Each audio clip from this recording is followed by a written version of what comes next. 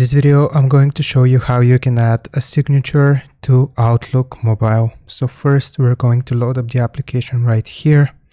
And then once we have entered the application, we want to click on our profile icon at the top left corner. Once we have entered our profile, then we select the little cogwheel at the very bottom right here. And then once we have selected the cogwheel, if we scroll down a little bit, you will see the option for your signature. So just click on it. And then if you want to change it, you basically tap at the very end, you delete all of this, and then you can type whatever you would like your signature to be. And once you have done this, all you have to do is click on the little check mark right here. And as you can see, your signature will now be changed. It is as simple as that. I hope this video was useful to you guys. Don't forget to like and subscribe, and I'll see you next time. Goodbye.